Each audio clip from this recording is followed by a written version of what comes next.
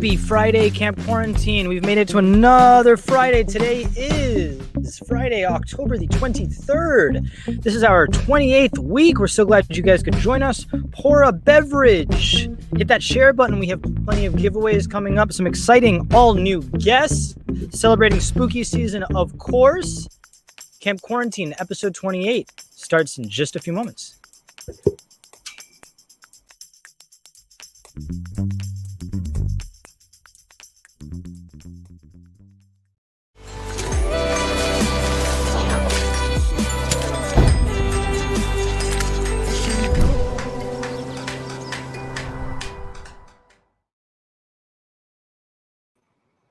Hello, hello, Camp Quarantine. I don't know if you can hear me over here, but we are here back in our home studios. I can't see or say or hear anything, even looking inside that mask, but I'm your host. Thank you so much for joining me. My name is Amrit B. We're here with Hustle and Hospitality at our home studios back in Atlanta, Georgia. If you guys have not been following along with us, it is episode 28. We have been doing this for several weeks, since all the way back in March. Well, how have we been going about it? Let's take a look. It's Friday. Hello, hello, hello. Happy Friday. You guys have made it. Another wonderful week. Welcome to Camp Quarantine. Welcome to our backyard. Welcome to Camp Quarantine. I'm your host, Amrit B. Appreciate it. It is May. Folks, we have lasted into 3 months. Friday, June 19th. Happy Juneteenth. Cannot say how thrilled I am to have you all here. We have an exciting slate of guests. We just wrapped on our 14th episode of Camp Quarantine. Really appreciate all those who have tuned in. Today is July the 3rd. That just blows my mind. We just cannot contain my excitement here. We have made it. So hopefully you guys are finding the good in this entire situation, and that's certainly what we're trying to bring forth here. So as you can see, we are in week 28. We want to know where you are watching from, Camp Quarantine. Let us know here in the comments. We are live. This is a live show, our 28th absolutely live show. Again, today is Friday, October 23rd, and we thank you for opening up your homes and letting us into yours. And joining us here, I don't know about you, but this may be one of my many pandemic quarantine masks. I'm sure everyone has all kinds of masks that they're wearing these days. So we want to know where you're watching from and what you're going to be for Halloween. Everything's spooky. We're talking all things October. It is spooky season. It also happens to be October Popcorn Poppin' Month. We're chatting with some folks making some great snacks this episode. It happens to be Roller Skating Month, Eat Better Together Month, and so much more. If this is your first time at Camp Quarantine, we welcome you. We appreciate you guys tuning in. All of our previous episodes are available on our website at campquarantine.co, and you can join in on all of our fun and catch all our previous episodes, our van build footage that you saw to lead off today's episode, all on our Patreon at patreon.com/campq. So why are we doing Camp Quarantine? You saw a little bit of the clips from our previous episodes, our number of weeks that we have been here participating, but just a quick recap. We are Camp Quarantine has kind of been an opportunity just to escape all of the negative things going on in the news and putting on, and we want to help people, expose them to all the great creative individuals that are doing wonderful things and giving back to their communities. And as such, we have been giving back each and every episode. We started out in May and June supporting the Center for Disaster Philanthropy and raising money for their COVID relief. We then went into Color of Change, the largest online racial justice platform. In July, we supported Big Brothers Big Sisters organization. And because it's October this month, we are supporting the Breast Cancer Research Foundation, and we'll be encouraging folks throughout tonight's episode to donate at bcrf.org, and we'll be chatting a little bit more about what the Breast Cancer Research Foundation has in store during the pandemic and what they've been doing in ways that they've been raising money, and certainly, more importantly, where that is going. Well, we started out today's episode always with a joke. Because it is spooky season, I felt it only fitting that we share some Hallows jokes with you. What do you call an annoying caller on Halloween? Anyone know? How about a scampire? But it's difficult here when you're in Atlanta and you have no audience and you're trying to garner laughs. So again, we encourage you to keep hitting us up with some comments and feedback, and we'll be bringing some folks on live in a little bit. But let's talk about it. We had chatted last week, our 27th episode. We were actually out in... Anyone know? We've got a prize for somebody. We're not going to say it quite yet, but if you watched our last stream, episode 27, we want to know where we were broadcasting from. It is our only second time that we have broadcasted somewhere other than Atlanta during the pandemic. Well, we'll give you a small hint, maybe a big hint, but we were wearing our masks. We were out in Texas, still looking for that city. But comment below, let us know what city we were in last week. We were broadcasting last Friday. It was fantastic. I was super excited and super thrilled because we had announced at the end of the show that the Braves gone on and headed to the World Series, which unfortunately they did not, we would be taking our van out, and we'll chat a little bit more about that in a bit, and the state of Nirvana towards the end of the show, as we always do. But we're here in Atlanta this week, and we are thrilled because that just means that we can make more progress, even though our Braves aren't in the World Series. Game 3 of the World Series is set to kick off, for first pitch. There's no kickoff right now. Set for first pitch tonight. So we'll be hoping you all are encouraging you all to watch that. We have some guests on later in the show that actually watched Game 7 here with us in Atlanta. But yes, over there, Bobby, you commented in. We see that. We'll ensure that we reach out to you with a special discount code from our partner. But yeah, we were out in Arlington last Friday, episode 27. We broadcasted directly from Arlington, Texas. If you want to go back and take a look at that, we really appreciate it and all the support. But we were out there for games 4 through 6 of the National League Championship Series with the Braves and the Dodgers. Unfortunately, didn't go in our favor. So we were planning on broadcasting this week as well from Arlington, but hence we are back here in Atlanta. And again, we'll be sharing more of what we've been up to with the state of Nirvana a little bit later. So thank you for staying with us and joining us. But again, we are raising money for the Breast Cancer Research Foundation. So I'd be remiss if I didn't actually bring up an individual who knows a little bit more about it. And to talk more about that, here is the Breast Cancer Research Foundation.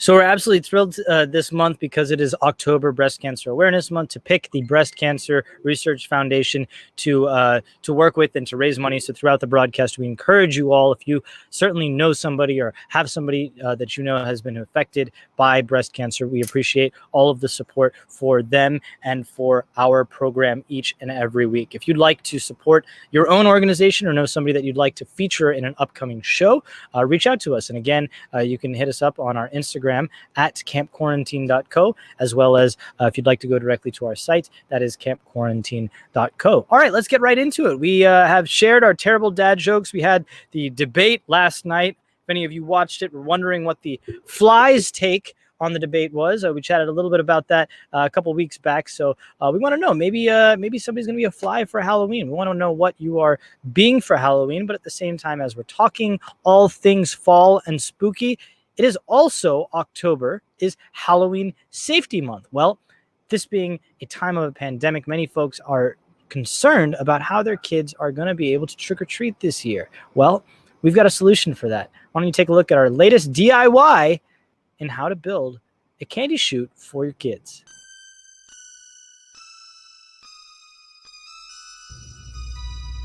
Halloween is just around the corner, and today we're going to make a candy chute out of PVC pipe and PVC fittings to help you keep your distance while handing out candy to trick-or-treaters this Halloween.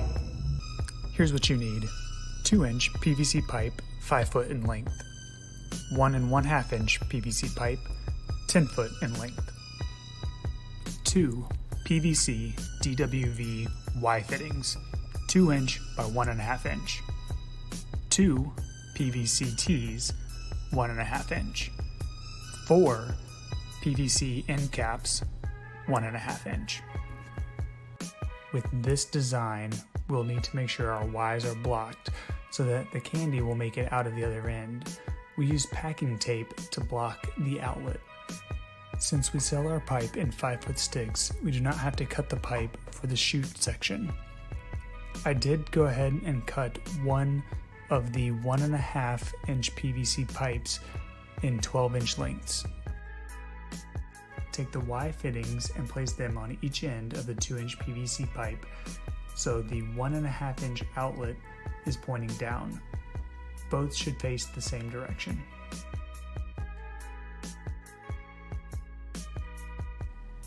Now we'll take our 12-inch piece of pipe and insert it in the downward pointing outlet on our left Y fitting. Our remaining uncut pipe will insert into the downward pointing outlet of our Y fitting on the right.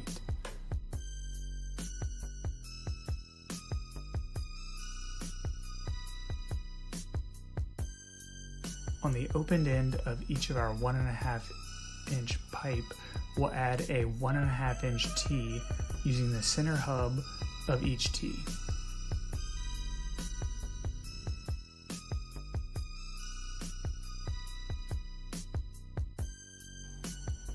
In each of the remaining sockets on the T, we'll insert our 4 remaining 12-inch pieces of pipe.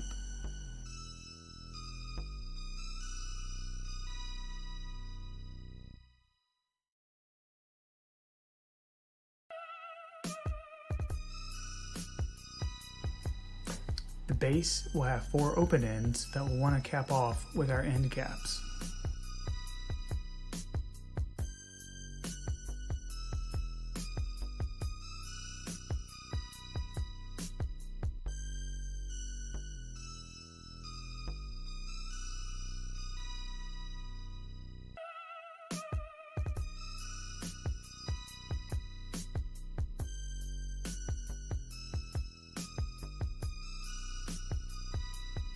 Now we're ready to hand out candy.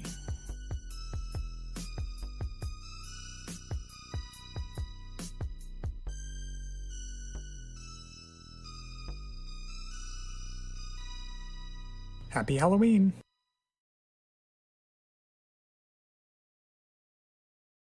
Happy Halloween indeed. What a unique offering. I think we've chatted with a few different families who are doing very unique and, one-of-a-kind opportunities for their kids. I saw Walmart, I believe, is now doing, along with Target and a few other locations. You'll have to look in your area, but they're doing drive-through, Halloween trick-or-treating. So businesses are certainly trying to make and capitalize on the opportunity, and you can't blame them. But there's some families here that are also not looking to necessarily capitalize, but looking to give back. This Saturday, so tomorrow, happens to be National Food Day, and this family in Atlanta is doing so much to give back in their own capacity. I'm Nick Anderson. And I'm Marjorie Anderson. Yeah. And we live in Avondale Estates. And what are we, 8 weeks now? That is all this guy. Yeah, I really hate pine wood or pines, and even more so pine cones and pine needles. Yeah. So we had 4 pine trees in the backyard, out of which one was actually in pretty bad shape and it was leaning towards the house. So that's how I sold her on cutting them down, and then I was able to get all 4 of them. Plus, we don't like it raining pine cones on our head in the decks. Well, so I'll tell that. Yeah. My husband thought that it would be wise to have firewood for the next 300 years. So he told the guys just to leave the wood in the back. And then as it turns out, it was a lot of firewood. So Nick actually came up with this idea. Yes, we thought, well, why not just make it into something good and try to help someone who's more in need than we are.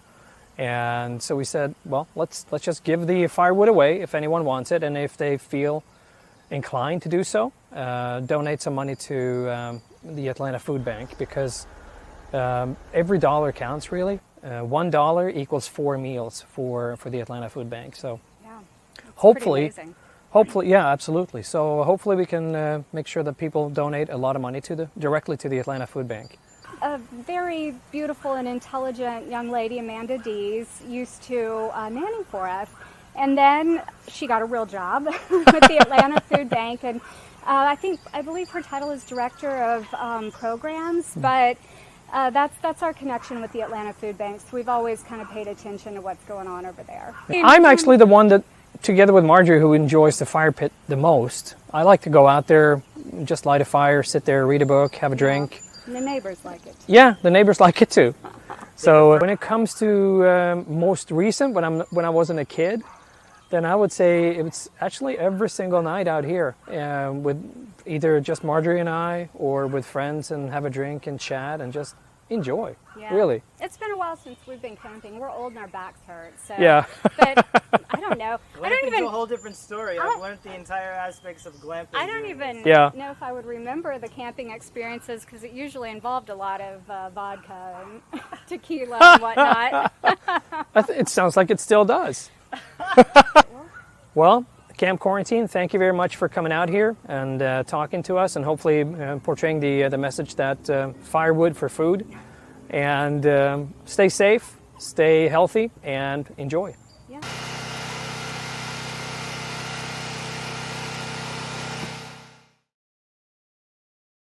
So if you didn't catch that, the Andersons were so gracious, they basically cut down some trees in their yard and encouraged folks to come by this past weekend and pick up all their firewood from their driveway.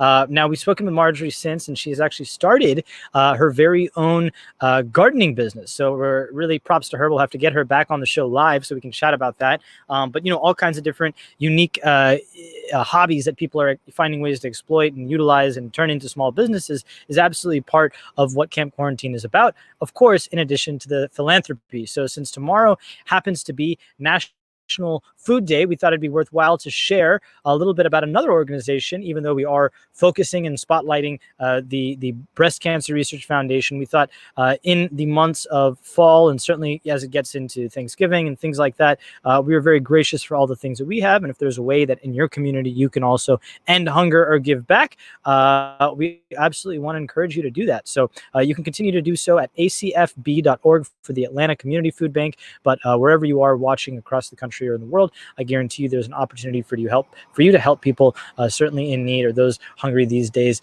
and beyond just maybe some of the other holidays. Well, talking about food, there's nothing better in the month of October than other things that are seasonal to not only eat, but imbibe in. Our first guest today, live guest, is Mr. Owen Scarpness. Owen, are you there?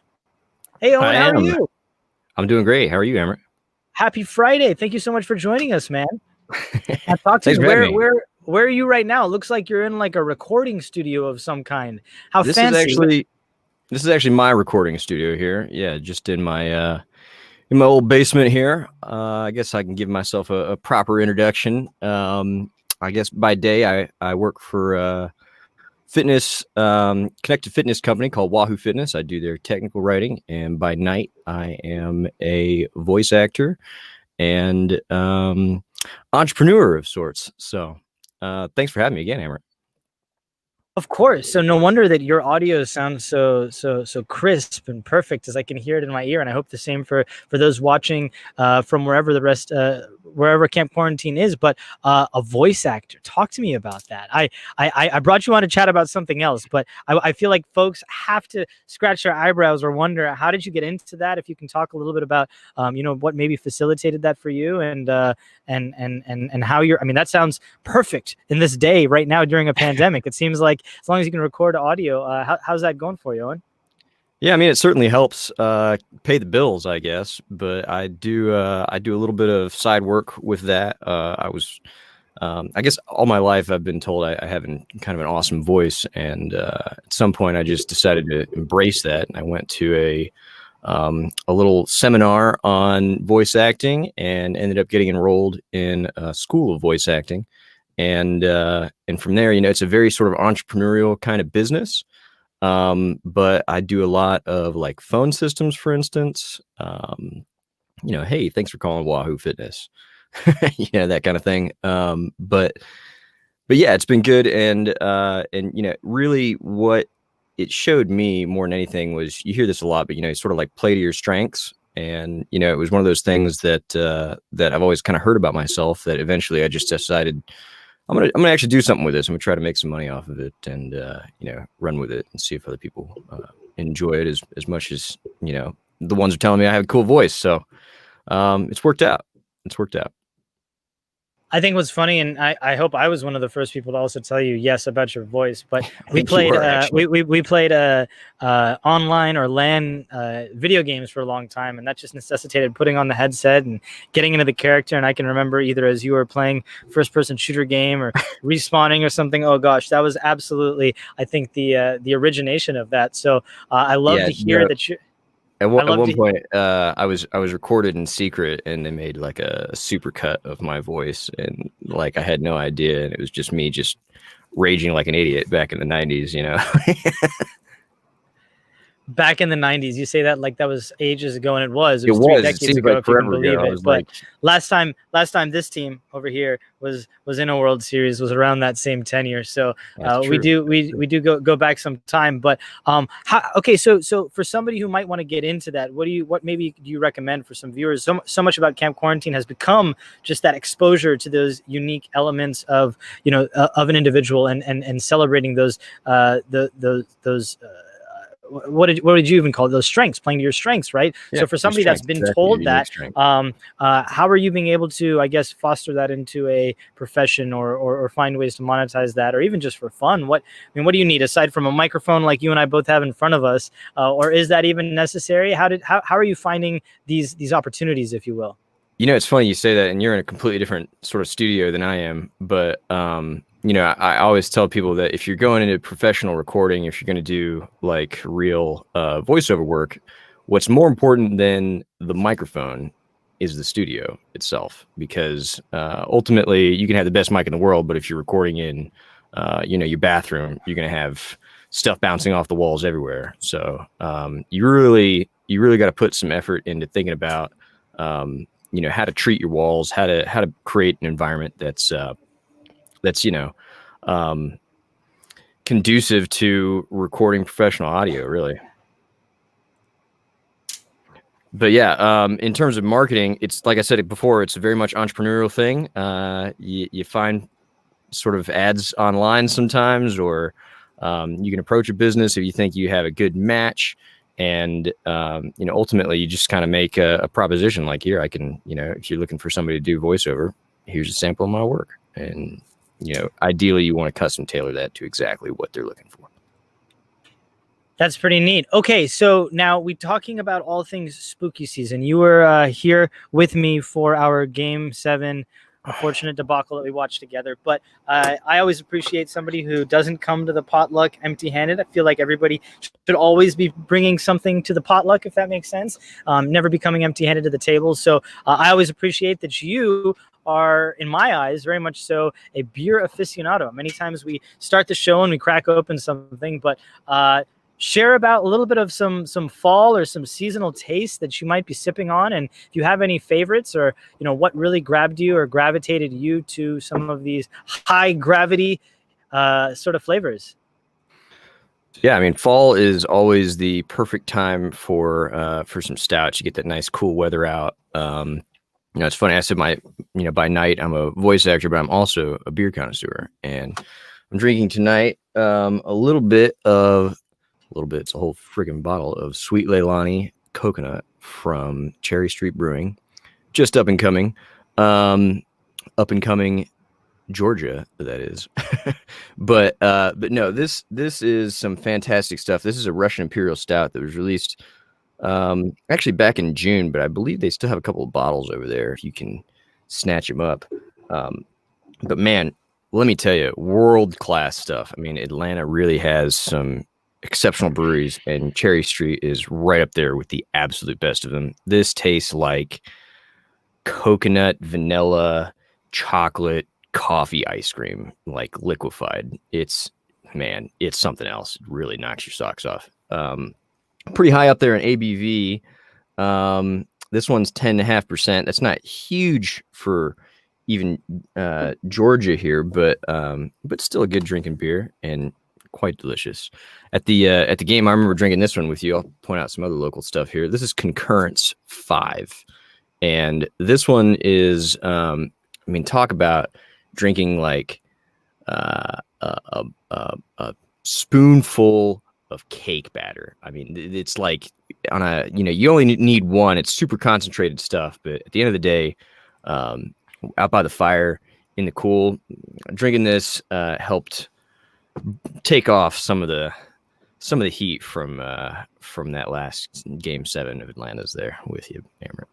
All right. Well, we're going to stop talking a little bit about the baseball just for a moment. Now share a little bit about, I guess, how you got into the craft brewing, how you got into the craft brew scene. There are so many breweries here in Atlanta. Our first episode, we featured Second Self Brewing. They have a CBD water that's now out that we have, shared with some folks a little bit. What are your favorite breweries? Is there a avenue you go to, or a community, or a group, or something on Facebook as far as how you find these special offerings? Because every time I hear about it, I feel like I'm late to the game and they're gone ahead of time. So how do you stay abreast with kind of what the latest and greatest in the craft beer, at least in the Southeast? Yeah, no, actually, I wish I had brought one more bottle out here, but the Southeast beer scene is huge, even going all the way to North Carolina. There's just such an amazing group of people here, an amazing group of breweries that are putting out stuff that is competing at the highest levels in the world. And it's just incredible to be a part of that.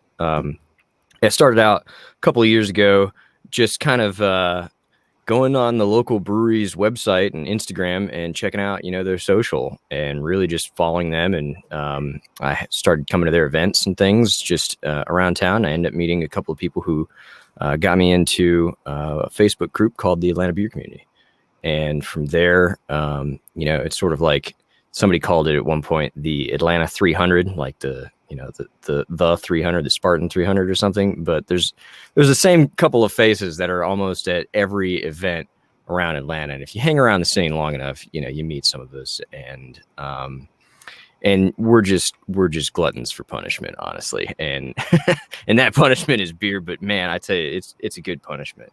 You were talking about some favorites, and you want to talk about probably the best thing, one of the best things to come out of Atlanta in quite some time. This beer is a take. This is from Pontoon Brewery, and it is a take off of a beer that was just featured on the cover of Beer Connoisseur magazine. Their brownie batter, barrel aged brownie batter, and I think the one that's on Beer Connoisseur, correct me if I'm wrong out there, somebody, but I believe that's blend 1 and just the regular brownie batter. This here is blend 2, and they do all sorts of fun stuff. If you're not familiar with Pontoon, and even if you are familiar with Pontoon, a lot of people that are familiar with Pontoon are they find them at their local liquor store, and their stuff in distribution is good, but what they do at the brewery, there goes my mic. Owen, you still there with us? I am. I had a bit of a death in the camera. I don't know how I'm going to do this here. See, folks, that's how you know we're live. I love that. Every opportunity we get to showcase that we're live, we have a lot of people like comments on our YouTube saying, you guys are on live. It just fell off my mouth. It just died. All fucked up. Anyway, sorry. I don't even know if I can curse on this channel or not, honestly. Can't, but we're live, so we can't do anything about it. I was saying, Pontoon, actually, they do a lot of good stuff in distribution, but their real stuff is where they're mixing and trying new flavors and doing crazy stuff with stuff that's already out and stuff that's released elsewhere. But they make a lot of one-time, offerings. This one has banana, vanilla, and a couple other things in it, and this is it's ridiculous. It's peanut butter, banana, vanilla, peanut butter. It's just insanity. It's really fantastic stuff. So, are there any brews that are coming out this fall, or I guess some more stouts this winter that you're really in eager anticipation of, or somebody should really try and keep tabs on from a brewery that might be local here, or one out there? You're saying Atlanta certainly competes, or excuse me, the Southeast it competes with a lot of these other bigger names. I know Denver has a lot of awards, and they try and take that home. So I mean, is there anything across the country that you're looking forward to that you want to get your hands on that's upcoming? Actually, the biggest things have just hit, and I mean by just, I mean like now or very, very soon. A couple of the two biggest beers in the country are just released. One is called BBT, Beer Barrel Time by Side Project, and I believe the last of that was hoovered up just this morning. But that is from one of the foremost brewers in the United States. They're in St. Louis, and that was one of their most well-reputed beers, one of the best rated ones as well. And it's just a blend of some serious barrel-aged stouts that's just absolutely out of this world. And the great thing about it is it's kind of simple too. Their whole process. It's a non-adjunctive beer. There's nothing else in it but your basic 4 beer ingredients, and they just blend the best of them together to make something super fantastic. That one just came out. Another one that's right on the horizon is Toppling Goliath's KBBS Kentucky Bourbon Breakfast Stouts. KBB. Anyway, if you look it up on Untappd, it's like literally the number 1 beer. And that one is crazy because you have to kind of win a lottery to get it. Wow. It's $100 for an 12 ounce bottle, like this guy here. $100 bucks. But that $100, if you manage to score one, and you've got to go there in person to pick it up. But if you do manage to score one, that is so sought after that it'll be, another $400 or $500 on top of that if somebody were to try to take it off your hands, generally speaking. So beers have become a little bit more than collector's items, or certainly something to sip on, which I didn't know. Well, we're gonna have to bring you back. It sounds like in the winter time, because I know there's malts and some more stouts and some oatmeal things and porters and all kinds of things. So you'll have to have you back, Owen. But we appreciate your time. How can folks follow along with either your journeys or stay abreast with kind of your beer happenings aside from meeting you out? It sounds like are a lot of the breweries open right now? Are you venturing out to grab them in person, or? Yeah, I mean, a lot of breweries. I'll name one here in specific that's sort of doing it right. Variant, right downtown Roswell, sort of my hometown brewery, but they've got limited indoor seating that's separated by plexiglass, and they're just they're killing it. Actually, I've got one of their beers here with me, the Cinnamon Roll Dark Elements. This was released earlier in the year, but this is extraordinary. They do stouts extremely well. They have a whole new barrel program that they're doing right now. And on top of that, they've got a couple of sours that are absolutely spectacular on top of that. Specifically their Splody series, and if you haven't had their Raspberry Lemon Goza, she's a beaut. If you want to follow along with me on Instagram, I'm at oscarpness. And other than that, you can find me at Pontoon at most of their releases. Honestly, I'm always there at that place. That place is amazing. So I love it. Well, enjoy your weekend, Owen. What are you dressing up as for Halloween? Are you going camping or? I'm actually I'm dressing up. I've got a little bit of a beer share coming up for Halloween, and I'm doing it simple this year. I'll have a couple of horns and a sheet, so I can be bullshit. On that note, I'm going to cut him off. But Owen, thank you so much. We look forward to having you back on the program in the future. Again, folks, today we are raising money for the Breast Cancer Research Foundation, and you can continue to donate to them today, tomorrow, this year, this month, this week, this forever at bcrf.org. We are going to share some more folks who are working with their organization up here on our last episode of the month. That is next Friday, October the 30th, day before Halloween. Well, because it is spooky season and it is Halloween, Owen talked a little bit about some of the beers that might be paired with some treats. But this Halloween happens to be special because it's not only a full moon, it's not only a Saturday, it's not only time change, meaning you get an extra hour to go trick or treat out or be costumed or whatever, but it's a good day to learn some new fall treats. So to do just that, we're going to take a look at one of my favorite fall treats, caramel apples.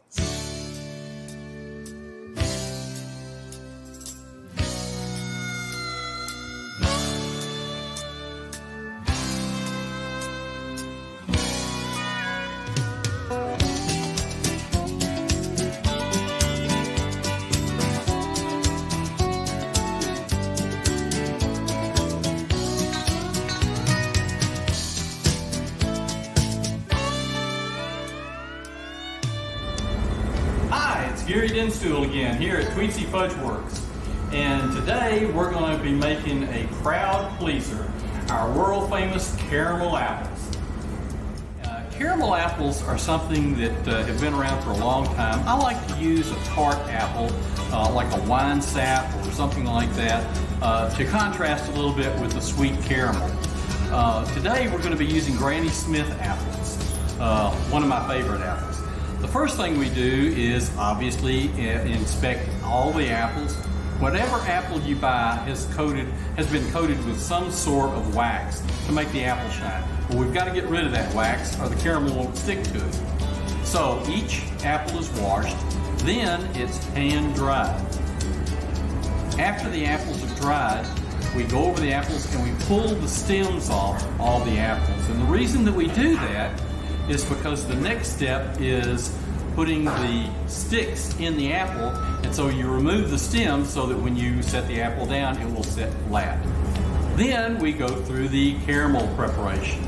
Caramel is basically just sugar and milk that's boiled together, and that's called the Maillard reaction, the caramelization. After we have that, then we dip the apples in the caramel and we spin the apple to remove the excess caramel, and then we set the apples down on sugar. The reason that we use sugar is that it keeps the bottom of the apple dry. That way the caramel, the sticky caramel, doesn't stick to the tray that we're going to put them on. After that, they sit for about 20 or 30 minutes for the caramel to cool, and then we move them to a clean tray and move them into our display case, and they're ready to sell. Thanks for watching, and please come back and watch more tips from the Fudge Works here at Tweetsy. And remember, we have lots of free samples, so please come and visit us.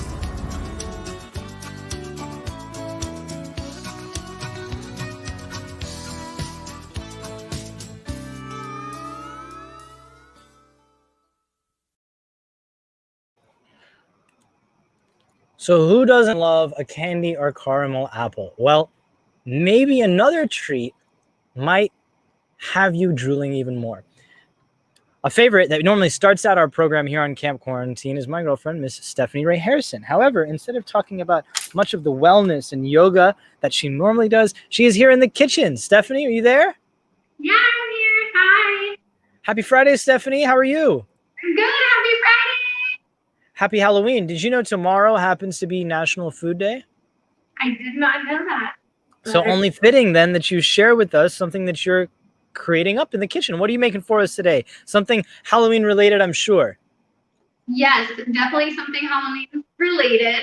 So I am not the best at making pies.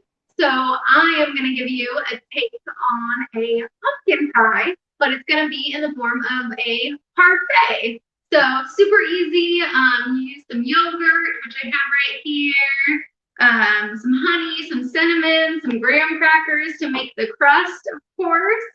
You can either use pumpkin puree or you can use what I used here, which is pumpkin pie pudding, and then a banana. So only a few ingredients. I had already made the pudding and let it set a little bit. Kind of easy to make. You just mix it with milk. I used almond milk, so it might not have set all the way, but that's okay. I prefer almond milk. So these, the graham crackers, this is the funny part. You take just a Ziploc baggie, have about a cup of graham crackers. So I don't know, I'm just gonna do probably like 4 or 5 of these graham crackers that I'm gonna put into the Ziploc baggie.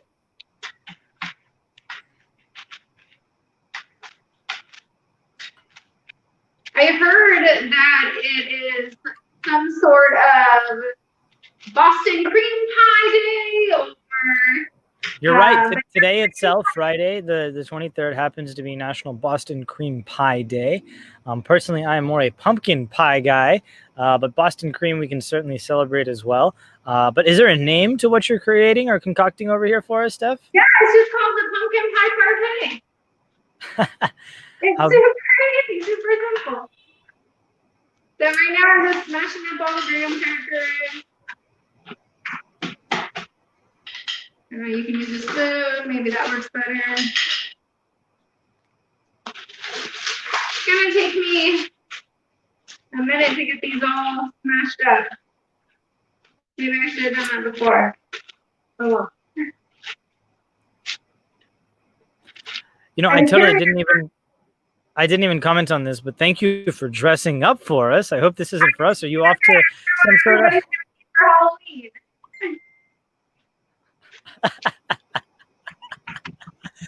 What? Well, thank you, Princess, for joining us on today's show and cooking for us, certainly in costume. I don't know if you saw, I had my pandemic mask on a moment ago. That was a little frightening. You know, this is actually the mask in the 1600s when there was a pandemic. This is what doctors used, and they thought that this would help scare away, believe it or not, the virus. So a little bit of a change of pace almost 400 years later. All right, so you're mashing those graham crackers down. Yeah, it's taking me a minute. Sorry. They're not getting crushed all the way, but you want it to be like, because you're going to make that into like what would be the pie crust. You know, you can make pie crust out of graham crackers. Okay, but while we're waiting on that, super easy, just take a spoon. We're going to start with the vanilla yogurt. You can use regular yogurt. That's what I did. I just added a little bit of vanilla flavoring to it to make it a little bit sweeter. Might be a little messy, but we're going to start with the yogurt. Going to do one at a time. And then from there, we're going to do the pumpkin pie and we're just going to layer it. Might not look that pretty, but I have a feeling it's going to taste really good. So do you have some other favorites? I mean, you're making this pumpkin crumble, whatever kind of dessert. It's just a simple recipe, and we happen to have most of the ingredients. So it seemed like something easy and quick that anybody can make, even kids. Then you're going to take the banana, you'll slice it.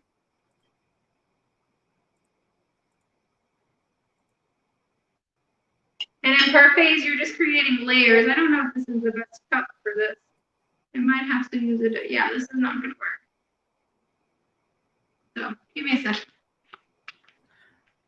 All right, Steph. Well, we are live. So while you're checking in on that, Monday happens to actually be National Pumpkin Day. So the 26th, we encourage everybody to take a look at getting your hands on some pumpkins. We're talking about all kinds of different treats for the fall season. One of my favorite treats to make is pumpkin seeds. Well, we're here to share with you a couple recipes, but also how to make your gourd, over here, how to make your gourds a little bit unique for all those weekend carving contests that may be coming up. So I hope you'll take a look, and we're going to check back up on Steph in just a second after these pumpkin carving tips. Pumpkin carving isn't very difficult, but there are a few tips and tricks that make it easier and give you better looking results. Pick a pumpkin that's undamaged and has a nice big and sort of flat front section.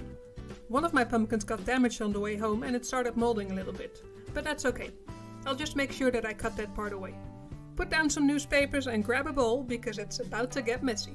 I've got a special pumpkin carving set which works great, but for many years all I used was a simple kitchen knife. The first step is to cut out the top. Decide what will be the front and carve a V on the opposite side. This will help align the cap when you put it back on. Now cut all the way around the top. Cut at a 45-degree angle to give the cap a nice surface to rest on. Pull the cap off and start removing the insides by scooping and scraping with a spoon. Don't be afraid to use your strength here. The pumpkin can take it and those stringy insides can be pretty tough. Thin out the wall by scraping the soft inside layer away. I usually scrape the front a lot more, because a thinner wall there will make the carving easier and allow more light to shine through. Also, it's a good workout. And now we can start carving. The simplest way to carve a pumpkin is to simply draw on a design with a pencil and then cut it out. I'm going for a Jack Skellington face here, but of course you can do whatever you want. When carving, start with the smaller holes. The big holes will weaken the pumpkin, so once those are cut, you'll have to be more careful and use less force. For very small holes, like the nostrils here, it's good to carve at an angle so that the hole on the inside is larger than the hole on the outside. This allows more light to come through and it will look much better. I didn't need it this time, but if you accidentally cut off a section that you shouldn't, you can use a toothpick to stick it back in place. Finally, I like to come back with the kitchen knife to clean up all of the edges.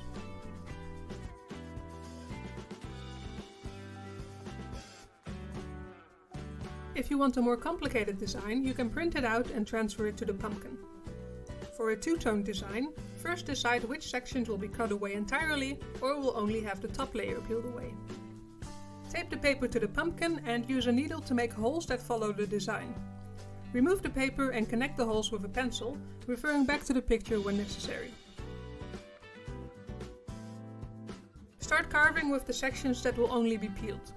Trace the outline with the knife and then start cutting away the top layer towards the cut. This will give you nice clean edges. The deeper you cut, the more light will shine through. Try to keep an even depth to get a similar color throughout, or play with varying depths to get a gradient effect.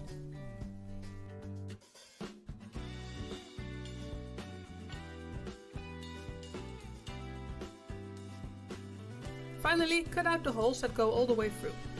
Again, I angled the cuts to allow more light to come through. For the eyes, that wasn't possible from the outside, so I carved away some material from the inside. When you're done, it's a good idea to disinfect your pumpkin so that they last a bit longer. For me, I'll wash them in water with a little bit of bleach, and then I rinse them afterwards and dry them. And that's all there's to it. Now you can put a candle or a lamp inside and enjoy your work. When using a candle, don't leave the top on for longer than it takes to take a nice picture though. It will dry out and get black and it could even burn. Also, my boo pumpkin doesn't have enough holes to provide the candles with oxygen, so it goes out when I put the top on. And that's it for this one. I really enjoy carving pumpkins every year. It's something about autumn with the falling leaves and the smell of the pumpkin. It's just great. So I hope you give it a try and that the tips and tricks in this video will help you out. If they do, then let me know by leaving a like or a comment down below, and of course subscribe to see my future videos. I'll see you next time. Thank you so much for those wonderful pumpkin carving tips. If you didn't see, a couple things that I learned from just picking up on there. Carve at an angle, that way that lid doesn't come down. That's kind of a novice tip, that way that top doesn't come down. But then we also have two different pumpkins here. I have demonstrated sort of, I guess, how to do it by just taking away that top layer. This one over here is going to last a lot longer because we didn't poke all the way through the flesh. So it's going to stay probably until Halloween, even still 9 days away, or probably even till November, excuse me. So for a little bit over a week. And then this one is actually two-tone that we are working on currently. That is Ronald Acuna Jr., Braves phenom, outfielder and leadoff hitter. But we have three different colors there. So there's basically the negative, meaning we're going to punch all the way through. There's what's going to be left, the orange flesh, like in this one. And then there's just removing the top layer. So when you actually put that candle inside, you'll be able to have that difference in between the shades. So if you want to get a little bit more advanced, take a look on some YouTube videos on our channel at campquarantine.co. We want to see your carving, so do share those with us here this spooky season by tagging us at campquarantine.co. But again, let's check back up on Steph. Are you still there? How's the treats working along for us? Okay, we're gonna have to try this again, but this is the graham crackers finally. It's good to smash them with a cup, I learned. And you want to have a smaller cup with an open mouth because you're going to be building. So I've got this sauce here, and we're going to start with the graham crackers so that they have a good base.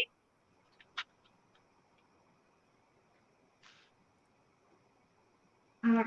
So you just want to add like a little bit of that. So you go at one layer. The biggest thing with parfaits is it's all about the layers. So there we go. Now we got that.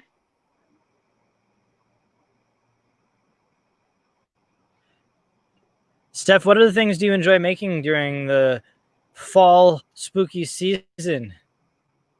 I always love making cookies. one thing I'm going to try with our new air fryer is I'm going to try making homemade donuts. I'm a big fan of those. So that'll be a good, nice little breakfast treat. Now I'm putting the bananas, those. Trying to get them even. That's okay. It's going to be good. We're talking about here, we were talking about candy apples and a lot of this, like you have bananas in there. But do you know what fruit scarecrows love the most? No. What fruit? Why, strawberries, of course. Oh, I love strawberries. All right, added a little bit of cinnamon. And then, so you can kind of see, I'll come closer, but you can kind of see the different layers that are in there. It's a mess, but now we're going to add more graham crackers, and we'll probably just do one more layer. It's kind of messy, but it's fun. All right, now do this one. Yogurt. Parfaits are so good in the morning or for like a healthy dessert. Do a little bit of the pumpkin. Let's top with some bananas.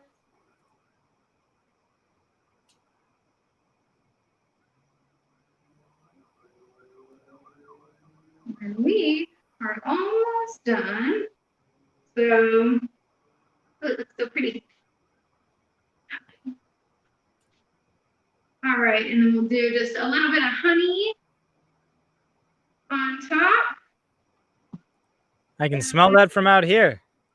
Cinnamon. And then there you go. And what you're going to do is you are going to, you're going to put it in the fridge for 10 minutes. And then you just take a spoon, eat it on up. It's a healthy version of pumpkin pie. Well, Steph, thank you so much for your sharing of your delectable treats. Are you gonna be Aurora from, I guess, for the next 8 days, 9 days? How many ever days there are till Halloween? No, I'm not. Other costumes. She has other costumes.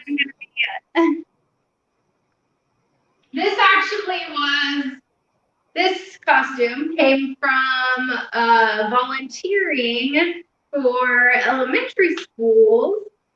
I went to get a princess costume, and this was the only one I could find. And at the time, I had blonde hair. So all the little kids, when I went and read to them at school, they all thought that I was Princess Aurora. And I got to see pictures of all of them, and it was super fun.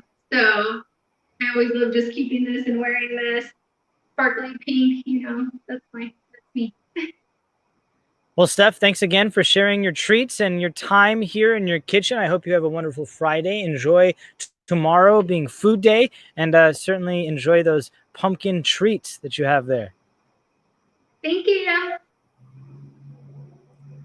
All right, we're coming up on the end of our show here. We have been talking all things camp quarantine, Halloween, spooky season, but one thing we have not touched on is our beautiful van. Well, we started off the show talking a little bit about what we have worked on, but for those of you who have not caught camp quarantine before, here's a little highlight of our beautiful Nirvana in our latest segment of the State of Nirvana. All right, folks, we have made a lot of progress over here. We took the van by on day one when we had it. We took it by State Farm Arena, which, by the way, is a voting location. For those of you who have not gone out and early voted or plan to do so, make a plan and go out there and vote. If you are in Fulton County in the city of Atlanta, you can actually go to State Farm Arena and vote. Well, speaking of State of Nirvana, let's talk a little bit about where we've been with our beautiful baby.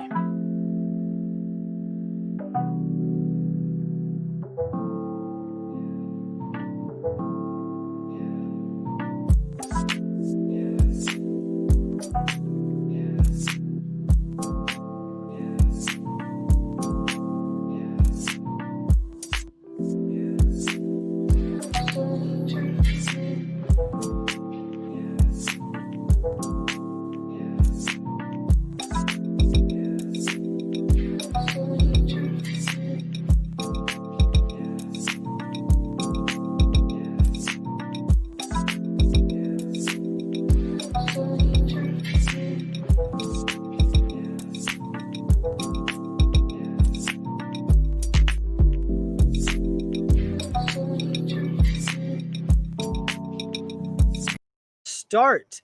Our wonderful van, Miss Nirvana, we recognized after so much troubleshooting, had a bad alternator. And now that's something that just happens. That just meant that our van wouldn't start. Nothing wrong with our battery, nothing wrong with any of our electronics. But as we continued to overload our van, we just thought for a build out, it might be advantageous since the alternator was out, that it might be time to increase the size as well. The alternator is the piece in the van that tends to, while running, charge that battery and then power all of those electronics. We have things in there like the fan, our radio. We're adding all kinds of our projector that we have outside, all sorts of neat toys and bells and whistles. And we're not running all of those off of our starter battery, but we also don't want to drain that either. So we went ahead and we looked into what it might take to replace that alternator, and we have increased it from a 90 amp to a 150 amp. And thanks to the folks at WT Automotive who took care of us, we are back on the road. Well, what were we going to do? Last week, for those of you who remember, we were on the road in Arlington, Texas,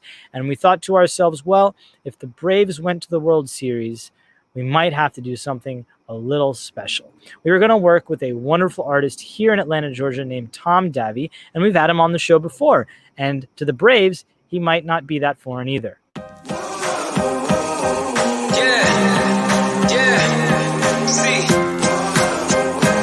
I don't need recognition. I'm on a mission.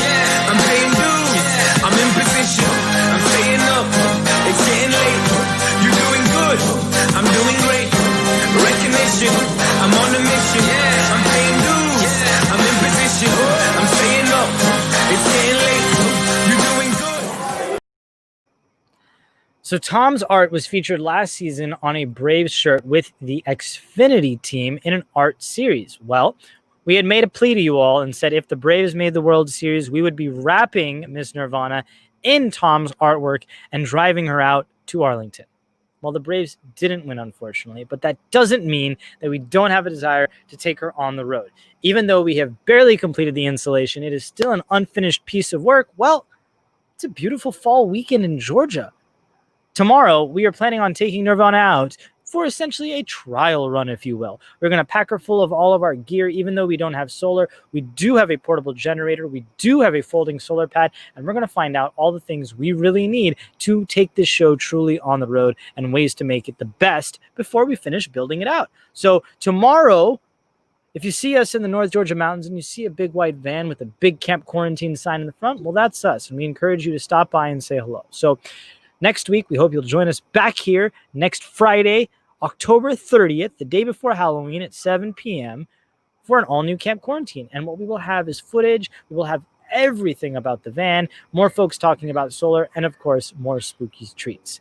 Again, folks, thank you so much for your time. We appreciate you joining us here this Friday and every Friday going forward. We hope you'll join us. Next week is our 29th week of Camp Quarantine, a very special Halloween episode. If you'd like to see more on our van Nirvana, continue to stay following us at campquarantine.co. If you'd like to support us, we greatly appreciate it. You can do that at patreon.com/campq. Tonight, we're going to end with a little bit more of some fall foliage and leave you with some North Georgia scapes. But we hope you and your family have a wonderful Friday. Enjoy your weekends. Stay safe. Don't touch your face. Wear those face masks. And don't forget, vote, and vote early. Thanks, guys. We hope to catch you next Friday, our next show, October the 30th, at the same place, same time, right back here. Take care, guys. Enjoy your weekends.